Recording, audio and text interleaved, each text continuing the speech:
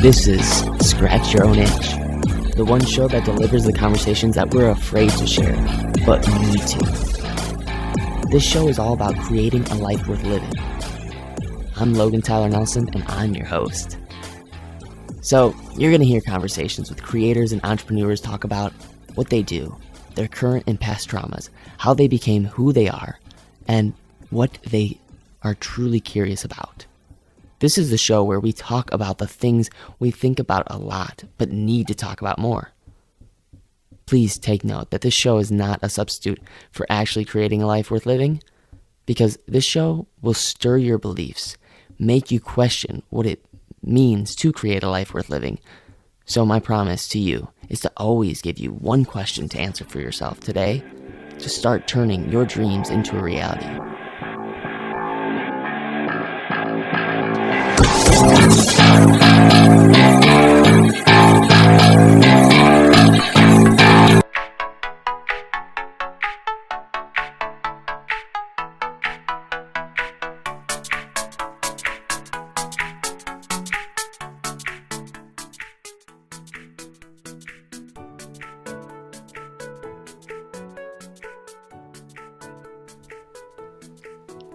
So, my curiosity question for you is, have you ever thought of your voice as a superpower? Let me ask you that again. Have you ever thought of your voice as a superpower? Okay, let me set the tone. Usually, voiceover artists are paid over $20 plus per job to a couple of $100 just for an hour of work. According to the Bureau of Labor Statistics, radio and television announcers made an average salary of $40,510 in 2011. And actors made roughly $33.82 per hour. So, if this at all is sort of scratching your own itch or making you curious about how you can utilize your voice and turn it into a superpower and actually make meaningful money from it, then this episode is made for you. Because my guest today is a master at doing just this. Her name is Ambyr Rose, and she's been able to live a lifestyle and work from her laptop. But she didn't just all of a sudden she wasn't born with this lifestyle. She wasn't born with this awesome, amazing voice that you'll hear very soon. She had to develop. She had to find a way to create her own job. So, without further ado, please give a warm welcome to the one and only Ambyr Rose. Hey, Ambyr, how you doing? Hey, I am fantastic. How are you doing, Logan? I'm doing really, really well. Thank you for coming on Scratch Your Own Itch. Thank you for having me and letting me scratch my own itch. Are you kidding me? Like, it's actually really an honor, so I appreciate you even thought about it. But you know what? For as many people that don't know you can sell your voice for a living, this is actually really cool to get to kind of disclose this side of it.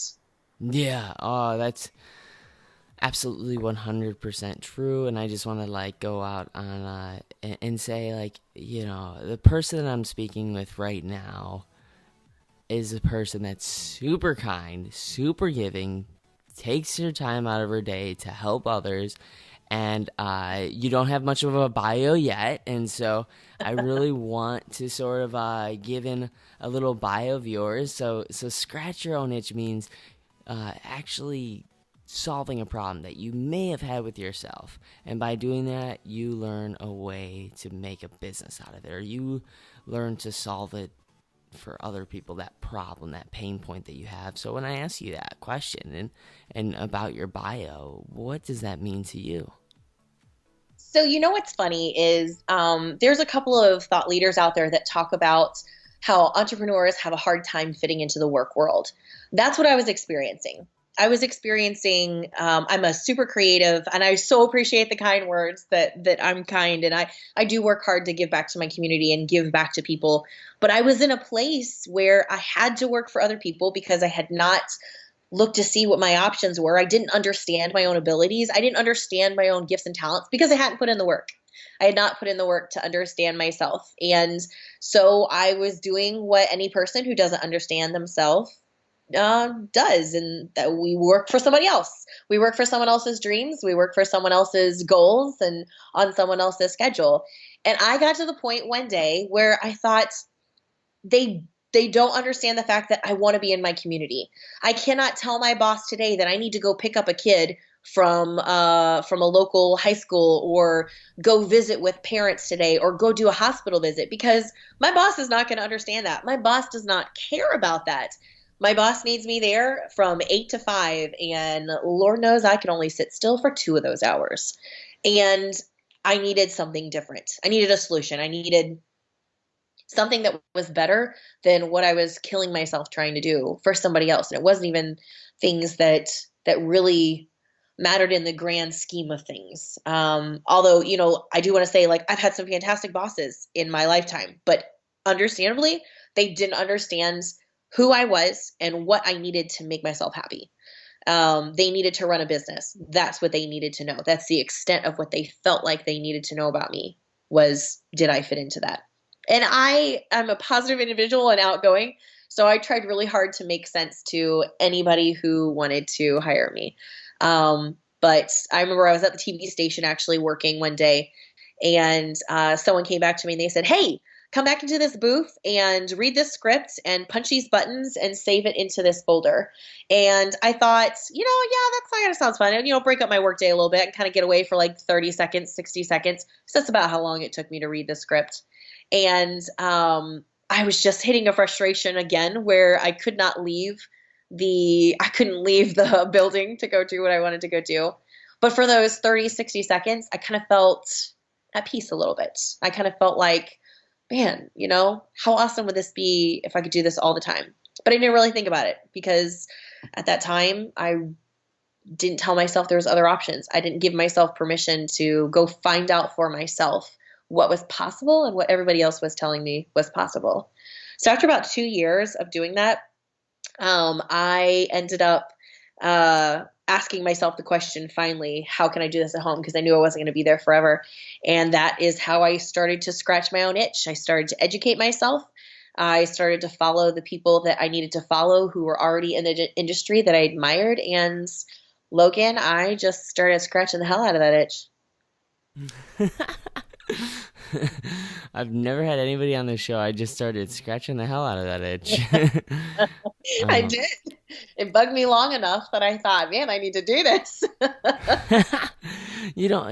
I really like how you're very positive about it, but it is a serious problem that so many of us have with, we do have only so much time during the day. And I do know for a fact that people actually spend more money on getting to work, on gas, and so now their pay grade is actually going down. So they're spending money, and more so, I think they're spending freedom. They're spending real freedom to have joy in their life, because now they have to be tied down to paying for the car that they have because they have to get to work. When if they work from home, for example, they don't need that car anymore. They can just travel down to their basement and take that car business as an expense of theirs and just remove it. I mean, sure, you got to get groceries and stuff, but if you live close by in a city where there's, just local stores or grocery stores, you can just walk there. So I think there's so many positives to knowing that you can work from home. Let's go down that path. Let's kind of pivot a little bit, and let's go into like what your day looks like and how you're actually booking work as a voiceover artist. Yeah, absolutely. So what does my day look like? My day looks like getting up in the morning and looking to see what scripts have come in from clients. And then I jump in my booth as early as I can. Of course, on one end of that, I have to warm up my voice. Our vocal cords are muscles, just like anything else, and sometimes you can't just launch into something full force until you've had a chance to stretch a little bit and wake up a little bit. And so a voice is vocal cords are the same as any other muscle. But once I get a chance to actually get woken up and awake, and there's certain self-care things that I actually won't get into, but it's true for vocalists, it's true for voiceover artists. It's true for anybody who's a speaker, where you have like self-care rituals, of water and no alcohol, no coffee, yada yada, that kind of thing, that kind of helps you wake up quicker. But yeah, so my day starts out with getting those scripts together.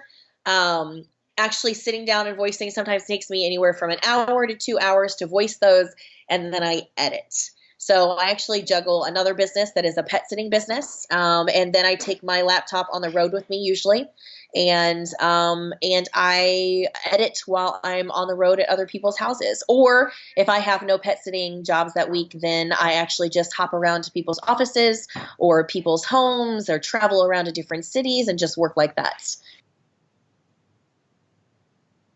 Wow, wow. Um, I thought you were gonna I'm go trying to. go on for a little bit longer, talking about like the websites that you go to, the sort of Oh, so okay, so there's some different places that I find jobs actually. As far as what I let me see here. As far as what I look for, there's two kinds of sites. There's like your pay to play if you're looking for auditions, or there's your free to play. Okay. Now your free to play sites, that just means that you don't have to pay anything in order to have access to these auditions. The other side of that are the pay to play, where you're paying for leads, you're paying for those opportunities to audition for projects that are out there. So those are some of the ways that you can get. It's almost like cold calling, the old day version of cold calling. Probably the majority of how I get my business though is word of mouth. Someone listens to an advertisement that I did, and they say, "Oh, hey, who did that voice for you?" And that person will kick them my name, my number, or whatnot, or my Facebook. And that person will get in contact with me, send me a script. They'll usually want like a demo. So I'll pass that along. But I love word of mouth, only because in smaller markets, which female voices are in huge demand in smaller markets, because think about it, like your small town just doesn't have access to a female voice who is a professional. A lot of your professionals have migrated to bigger towns, or had previously, because they didn't feel like they could get work in a smaller area. Obviously, the tables have kind of turned on that now. Now with the remote economy, almost anything's a possibility, as long as you're tenacious and patient and educate yourself and beat on your craft. But when the word of mouth isn't, bringing in enough business for me, that's when I fall back on those free to play sites. And I'll kind of look through what auditions are out there and keep my work going that way. So it's like this constant stream, depending on which avenue is busy at the time. Does that make sense? hey, Logan Tyler Nelson here. I would so appreciate it if you took some time to hit the subscribe button. I really want to just honestly live and give. Why? Because I was told when I was young that if you're feeling down, the best way to feel better is by lifting someone up again. So in an effort to make someone feel less alone, please hit the subscribe button so the podcast has a better chance of being found and making someone feel less alone. And if you're feeling down, hey, it can help you. Know that by hitting that subscribe button, you just did someone a huge favor. So thank you for hitting that subscribe button. Of course, of course, of course. I want what websites are those that you go to? Absolutely. So, okay, so you've got a couple examples of free to play and pay to play. What's funny is, just so you know, anybody who's a budding voiceover artist, you'll see quite a bit of talk in the industry of how there's a little bit of it's kind of funny because especially with a specific generation of voiceover artists, there's a little bit of chagrin almost for those of us in the younger generation of voiceovers that are using these. The previous generation of voiceover artists just don't see a use for these pay to play or free to play sites. the talk in the industry is that it's watering down the prices and the rates, which is a tough topic because honestly, rates are just not where they used to be due to the internet, due to the accessibility now to voiceover artists where there wasn't accessibility before. I mean, with voiceover artists, even 15 years ago, 10 years ago, you'd have to fly an artist out to a professional studio. Now voiceover artists can build studios professional grade in their own homes. So the costs just aren't built into the rates like they used to be. And understandably so. So these free to play and pay to play sites, they offer a much lower rate for corporations to have access to these work at home voiceover artists. So for instance, a free to play site would be Voice Bunny. That quite a few, especially if you're just starting out, quite a few people use that. Free to pay to play, other side of that would be Voices123, Voices.com, Badalgo. You've got a lot of pay to play sites out there that kind of host their own clients. They work hard to market themselves, and so for a cut of those leads that they bring to you, you can pay to have access to those leads. Now, it's not a guarantee that you're going to get any of those auditions. It's not a guarantee that you're going to land any of those jobs. And that is another source of talk in the industry is, are the pay-to-play sites worth it? Is it worth it to pay just to look at these auditions when an algorithm out there, an algorithm with Voices123 or Voices.com could completely cut you out of the audition process anyway. So even though you've paid for the lead, you may not actually have access to the audition. And that's a huge source of discussion in the industry. So if you are a voiceover artist that's just starting out, you may just want to watch the conversation when it comes to free to play or pay to play sites, because jumping in, unless you've had a good 6 months to a year under your belt of really understanding how those algorithms work or the history behind the new rates, you will get smashed by some of the artists out there that are very passionate about not watering down rates. So just a little piece of advice to up your quality of life as you're learning. Sure. And it's like everything in life. The more you try, the more reps you put in, the better you're going to get at it. But oh my gosh. What was that? I was going to say, oh my gosh, you're so true. And you can overcome any of these objections out there. Like you'll have people on both sides of the industry who are talking in your ear. You'll have someone on the one side that's saying, don't put your rates down that low. I mean, it doesn't matter if your overhead is 1/4 what mine is. You should be charging what I'm charging, because if you charge, even half of what I'm charging, then you're going to water down my rates. And then you'll have somebody on the other side of your ear that's saying, hey, your overhead is only 1/4 of what his is. Why would you put yourself out of the running and charge what he's charging? And it's really tough. I think voiceover artists are learning to talk more to each other about this, but we're all just kind of on fairly new ground with this open communication and trying to understand what works for us, what works for each individual, instead of saying, well, this is the way everybody should be. Even though you're an independent contractor, I want you to follow my rules. And it's just not the way the industry works. So do you think it's kind of late to get in, let's say, because I feel like a lot of celebrities now are starting to go like, I'm just going to do more voiceover work. It's a lot less preparation. It's more fun for them. It's a new sort of craft that they can start to dig their teeth into. Is it hard for someone that's not a celebrity or has a following or an influence at all to get into it now? Yes and no. It's easier to get into it now, just going back to the accessibility that we talked about earlier.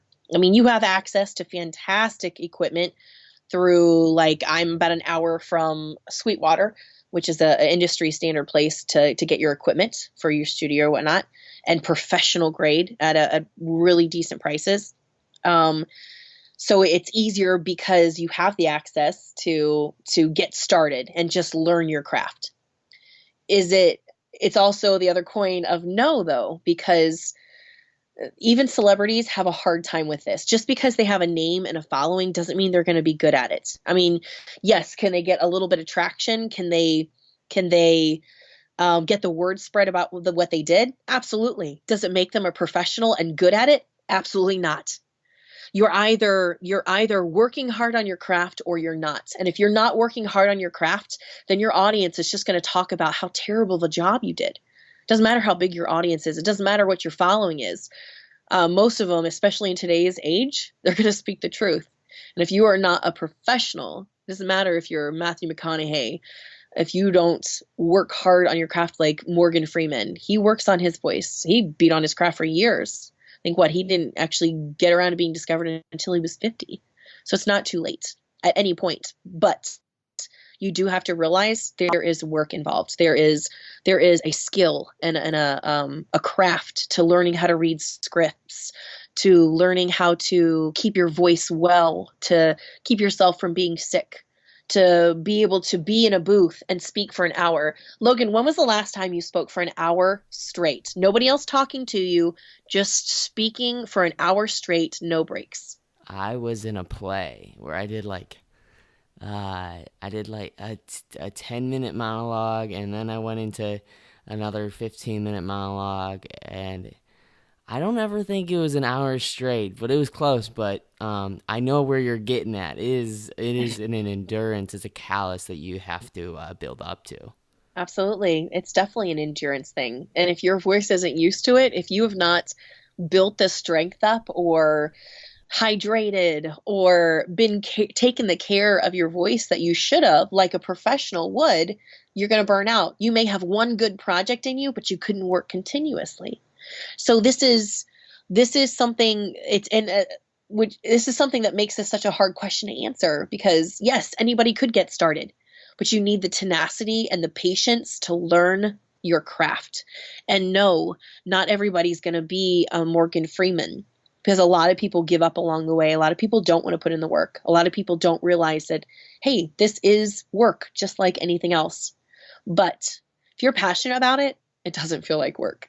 Like, you are scratching your own itch is a passion project that you never get tired of.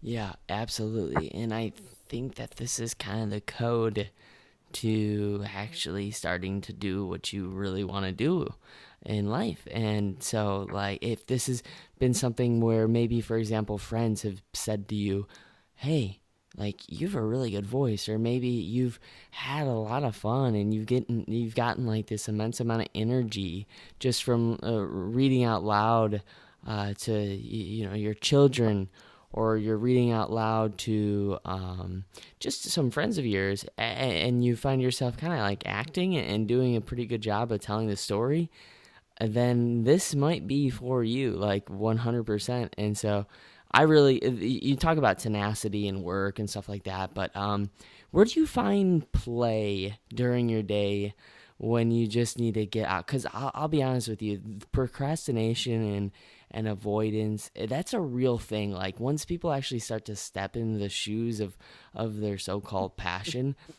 they avoid it like the plague. So what's something for you to kind of like just get outside of your head and just play for a second, just for, like, I don't know, like maybe 20 minutes, just so you can go back into your work or back into your office?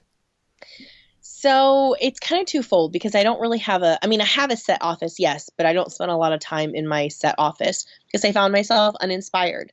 No matter how many times I changed the visuals around me or changed the quotes on my walls or the colors, I still found myself uninspired because I felt like I was sitting in a different kind of cubicle. And I didn't want to be banished to some chair or someone's office, even if it was my own. So a couple of things that I found re-inspired me and helped me to keep on the path of doing those things that I loved, that I knew I had to push out back to clients. One is getting out and walking. And I'm not a runner. I am not a runner. I refuse to run. If someone were to try to mug me and I had a choice to run away or beat the crap out of them, I would just stand there and fight, because I'm not going to run. But I love to walk. I love to walk. Like, I love being outside to a certain degree, especially in the sun. If I could work on a beach somewhere, if absolute goals, by the way, is to be a beach bum that works from her laptop in some tiki hut down in the Caribbean. I mean, something along those lines. Because the beach, the sun, it totally inspires me, it reinvigorates me, and it helps me do what I need to do. The other thing is travel. I realize that doesn't fall in the 20-minute thing, but sometimes even just traveling an hour away to someone else's house, to someone else's office, and I feel re-inspired by the different surroundings, by the different human contacts, by the different food or routines that they're going through. Like those things change my perspective. They change how I look at my work, and I feel like I'm looking at it completely different, which makes me want to look at it and push through and do it because I feel like I'm seeing it differently. I'm seeing it through their eyes, and I love that. So cool. I love it. I just wanted to ask that question just because I know exactly what it's like to finally start. Like I just got done writing my first draft of my book, and that is a job where all of a sudden you go, oh, I love the idea, and then you start stepping into the shoes of actually walking as a writer, and you realize that there's a lot of points during your day where you can avoid that writing, and you feel bad about yourself. And the same thing goes for the other craft, which may be voice artistry, where you can kind of do it anytime, any place, and to work from your laptop, you got to kind of set standards for yourself and sort of also find that hack too, where you might just need a break because your work is coming out bad. Like you just need a break, and so I wanted to ask that. But I also want to kind of pivot into like, what do you think is actually getting people work? Like, is it consistency that people just keep showing up, or is it that they have a very unique voice, or they're just kind with each other? Because I know when I was going through acting, some people were just fun to work with, and that's why they kept on getting hired. So That is actually a piece of it. You would think the obvious answer would be those who have a good voice, right? Except that there's a lot of people who have great voices. It's like the modeling industry or even the physical fitness industry. There's a lot of people with great bodies. There's a lot of people with great, fantastic voices. Does that mean you have the tenacity and the patience to be in business for it? No, because it is still a business. Having a great voice or having beautiful looks or a great body doesn't mean you're going to be great at marketing it. It just means you're another pretty face or another great voice in a crowd. And what sets you apart is learning the craft and learning the business of it. And that is probably the one thing you can do to stand out of a crowd and to be the one that people want to work with. One huge piece is that people want to be part of a story. I don't care how busy of an employer you are. I think Target is a great example of this. Target looks for those customers or employees that help them tell a story. And that's who they talk about. That's who they promote. That's who they want to work with. The same is true with voiceover artists, any industry really, but I'd say voiceover artists is a great example. I mean, who doesn't love being part of Morgan Freeman's story? The man didn't even hit it big until he was in his 50s. 50s! He had technically aged out of almost every industry by all standards.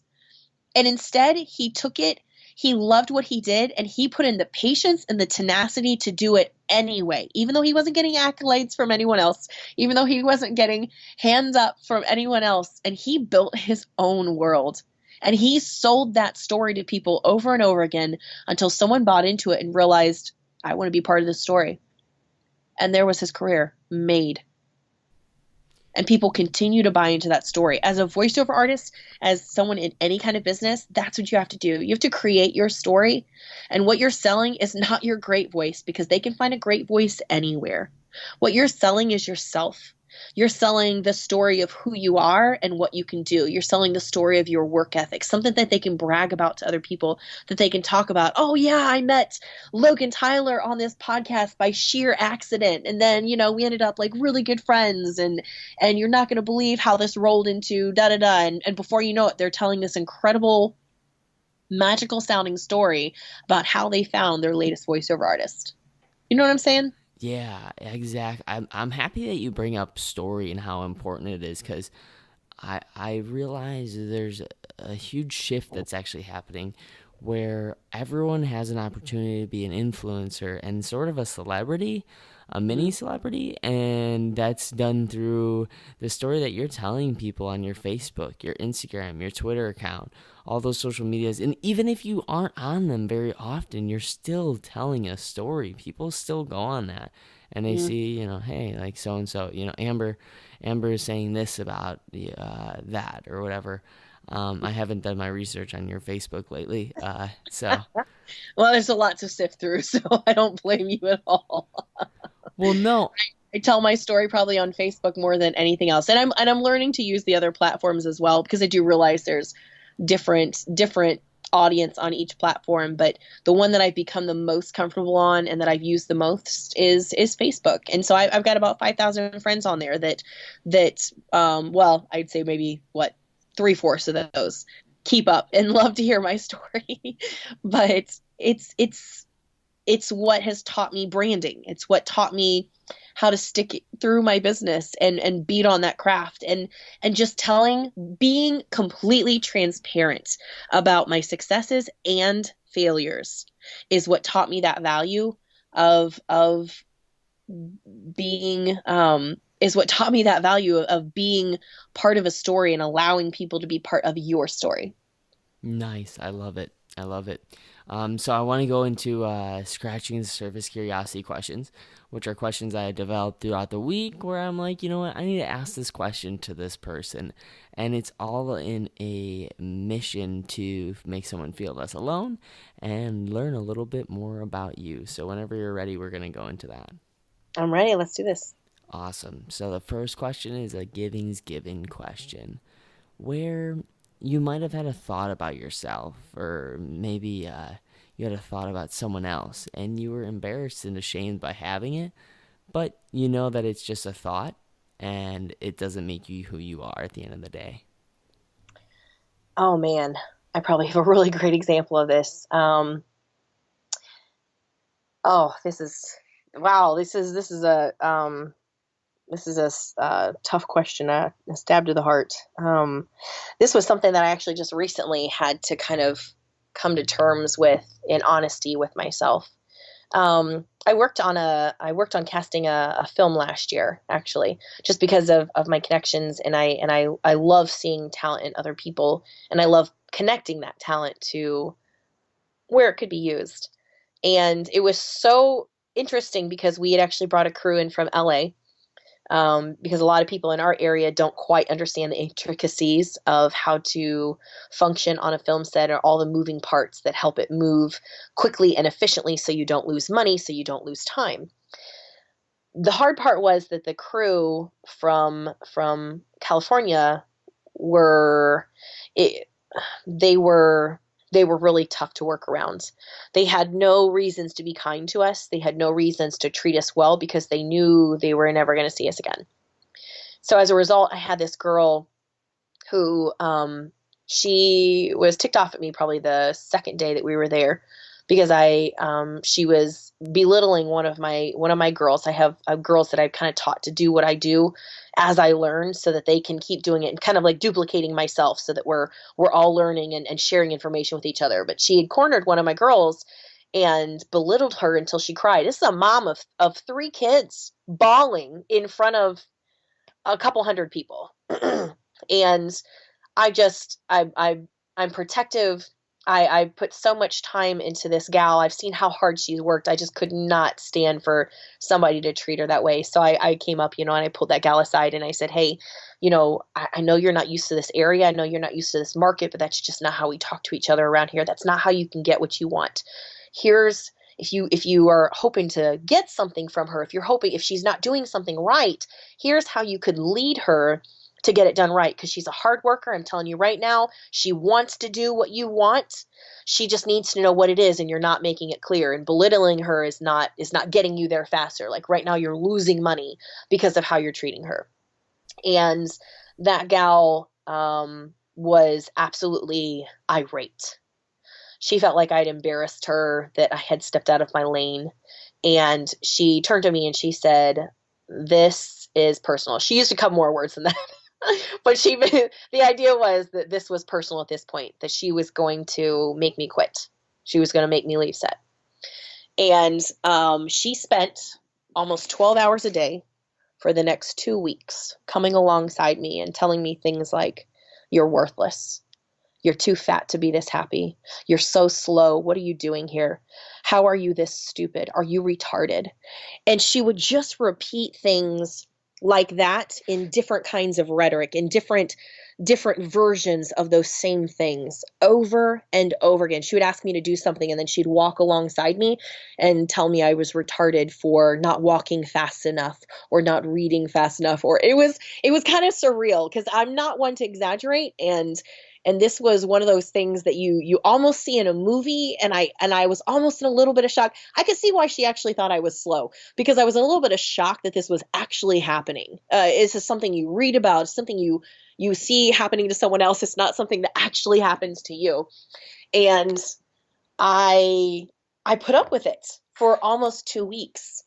And when it finally came to a head, and it finally stopped, and they ended up pulling her, to the back to function, and I went off set to work from home on everything.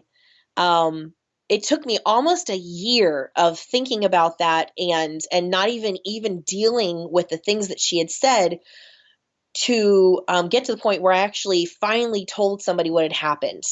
And my friend asked me, "Amber, do you believe what that gal said?" And something about that hit me so hard that I cried. I think I cried for like the next 20 minutes trying to explain to my friend that the reason I had put up with that for 2 weeks was because I did believe it. I did. I believed that I could be faster. I believed that I could be more educated. I believed that I could work harder. I believed that I could be skinnier. I believed that I could do more than what I was doing, and that I wasn't doing enough fast enough.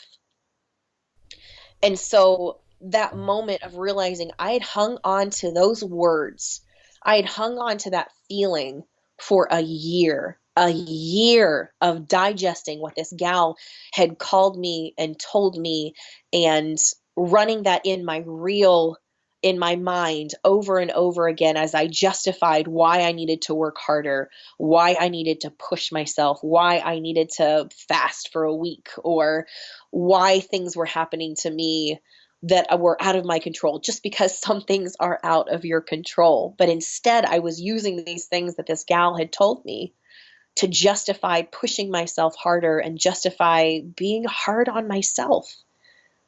And that that was probably a big turn in my mind, to realize I don't need to pick up the kinds of things that this girl was laying at my feet. Anybody could tell me anything like that. And because I believe it has something to do with me, I'll pick it up and I'll own it, and I'll try to make it more mine, or I'll try to be better than what they've laid at my feet. When really what it boiled down to is this gal, even for as skinny and as attractive as she was unhappy. And she could not believe that she was in an area of people that had such high quality of life that it just drove her nuts. Like, she thought there had to be something wrong with us because she was struggling with things, and it wasn't anything that had to do with me. But because I am who I am, because I pushed so hard in life, and because of where I came from background wise, I took that for myself when I should have left it with her, because that's who it belonged to. It did not belong to me. It was not my burden to carry. And if I had understood that back then, maybe I could have helped her shoulder that. Maybe I could have helped her carry that, because she clearly she wanted to give that burden to someone, because she had to have been carrying that around a long time to spend that much time focusing on one person. You know what I'm saying? Oh my God. Wow. Wow, wow, wow. I've never gotten an answer just like that. Yeah, usually people race through that question and just they have an answer of saying like, you know, I saw, someone at the store and I didn't like how their face looked and I wanted to punch him. You just happened to ask me at the right time. Like I said, I Timing, just, yeah. yeah, I just faced this for the first time. So that's still been fresh on my mind with how I deal with people and how I treat myself. I'm really, really happy because I feel that even though situationally someone else didn't go through the exact same thing, but I guarantee someone is out there right now that has very, very, very, very deep scars because of something they have gone through. And that story is something that you have the choice to not tell yourself, because it's like someone that says, hey, oh my gosh, Amber, your work is amazing, I love what you say, and then another person comes up to you and goes, Amber, I hate what you say, I hate what you stand for, everything sucks. And both of them are both right. Guess what? Their own truth, though, is the story that they tell themselves. And so, which one's more helpful for you, though? Probably the person that comes up and says, hey, Amber, I love your work and I love what you stand for. Thank you for helping my life. Thank you for being there. But I want to get through, unfortunately, the next question. But I know we could talk about this subject for hours. Oh, Um, but yeah, you're giggling like, yeah, I because I know. already know it's coming, and I already know how we spent a good amount of time. I'm so sorry for taking so long to tell these stories, but sometimes there's no easy way to convey like those moments. No. Well, that's why I love the podcasting space, because it is a medium where people will take actually 40 minutes out of their day, 50 minutes out of their day to get an education, an extreme in-depth conversation and education with yourself, and to really get solid information, insider information that's not about just lies in order to sell you something. So I want to go into the next question, which is what's a myth you think about voiceover that kind of angers you? Uh-oh. Um, I wouldn't say it angers so much as it annoys me. But the idea that voiceover work is just reading a piece of paper, and it's actually really, or that it's not work. Probably the both of those are kind of annoying because I have a lot of people even now, and I'm small scale. I have a lot of people even now that ask me, "Hey Amber, how do I get started in voiceover?" And so I actually I share my process with them, which I'm happy to share with anybody who wants to reach out to me.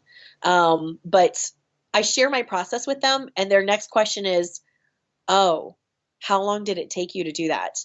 And I know where they're going with this. They're going with this that they did not actually think that this was more than reading from a piece of paper that someone else wrote and recording in someone else's studio and letting someone else edit it. To them, they thought, hey, this is just reading from a piece of paper. And while there's nothing wrong with believing that, absolutely, that's kind of where we all start sometimes. On the other hand, make sure that you are being respectful of other people's time, because if you are not prepared for that kind of work, then asking to get involved or asking for someone to come alongside you as a mentor when you're not willing to put in that work that's going forward. Oh, that's a tough thing. That's a really tough thing. There's people that absolutely would love to come alongside and whether you can hire them for inexpensively, or if you're lucky, a mentor that's just willing to kind of guide you. Being respectful of their time and understanding that this is still a job. It just doesn't feel like a job to us because we love what we do. It's so wonderful to have this freedom. So we're willing to trade out the old kind of work, the old working for somebody else and on someone else's schedule, for having clients possibly at all hours, learning the craft of editing, whether or not you're using DAWs versus audio editors, or getting through the kind of equipment that you specifically need, or learning the people in your industry who are doing what you love to do and following them, learning to mimic their rhetoric, learning to go to the sites that they go to and that kind of thing. It's just annoying when I share my passion with someone and their response is, oh, I didn't know it was all that work. Yeah. Well, what did you think it was? It's still a job, you know? Yeah, of course. I get it. I totally understand. But a lot of people only see the face of something, but they don't actually see further than just the face of something. Just like the highlight reels on Facebook and Instagram and Twitter. But The filtered life. yeah, the filtered light. Ooh, that's a good. I like that. So the next few questions are just sort of first thing that comes to mind, real quick. What's your favorite quote? My favorite quote. There came a time when it was more painful to remain in the bud than it was to just blossom. I love it. Favorite book? Ooh, okay. So I'm such a huge reader, and I'm such a huge high fantasy nerd. So it would have to be a series. I really love the Wheel of Time series by Robert Jordan. I love the fantasy of it and the world that he's created. I just think it's absolutely phenomenal. But I also fell in love with the Count of Monte Cristo years and years ago. Just because I love that story from innocence to knowledge. I really do. Obviously, I personally identify with that a lot. And so yeah, that's hard. Man, I have so many favorites now that you asked that. Nobody's ever asked me that. First time for everything. We'll talk about it more. We'll get that list down. Favorite podcast or TV show? Well, the obvious answer, favorite podcast, is yours, Logan. Oh, don't even.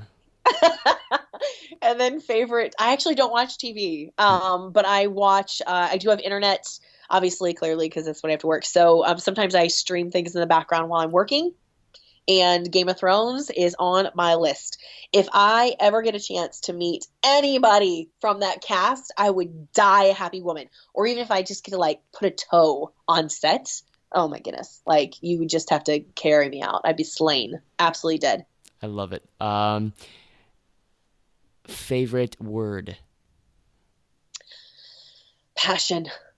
Least favorite sound? Ooh. Least favorite sound would have to be nails on a chalkboard. I can already hear it. Oh, I don't even know why I just said that because I can already hear it in my head. No, I totally get it. Move on. Something else get out of my head. All right. So anyone that's listening right now, they heard what you said. They resonate with it. They're like, I want to talk more to Amber. I love what she's saying.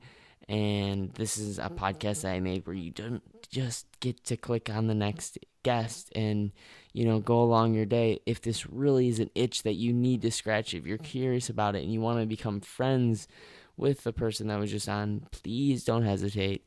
Where can they get a hold of you? Yeah, absolutely. So I mentioned that Facebook is like my big kind of medium, just that I personally use all the time. So you can actually reach me on it's kind of like my fan page, I guess, in a while, but I call it Small Town Entrepreneur. It's Small Town Entrepreneur by Ambyr Rose. So you can reach me out there. I'm actually maxed out on my personal page. So you'll just have to, if you're on Facebook, just look for Small Town Entrepreneur by Ambyr Rose. Or you can find me on Twitter and Instagram, Passion for Life, because I love passion. Just love being passionate about what I'm doing and who I am and that kind of thing. So I think I'm even on Snapchat, I think, as Passion for Life as well. So feel free to reach out to me on any of those. But just keep in mind, I get buried super quick because of the projects that I'm working on, or I'm out in the community at an event. And so it may take a second to get back to you. So don't be discouraged if it takes a minute. I have a lot of people that I'm actually currently working with, but I think that's almost better though. It just gives you time to think, as you're waiting for me to get back to you, to think through some of the things that we've talked about today, Logan, and gives whoever wants to reach out time to think about what their passion is, what their why is. And I think that's something that you had mentioned too, was in the time that we got to talk before this, was just finding that why. Like why are you even doing what you're doing? Why what part of your quality of life is so important to you that you're willing to turn what would be work to someone else into a passion for yourself? So absolutely. I love how you just ended it. I would love to go longer, but I'm trying to keep these under 14 years. So thank you so much for anyone who's just listening to the show, and by doing so, supporting it. I really appreciate it. And I want to say a huge thank you to Amber for taking the time to do this. I really appreciate it. Honestly, she is a baller. She's a superhero. She will be someone to look out for more in the podcasting space. So thank you so much for coming on Scratch Your Own Itch, and we'll stay in touch, okay? Absolutely. Thank you. Have a great one.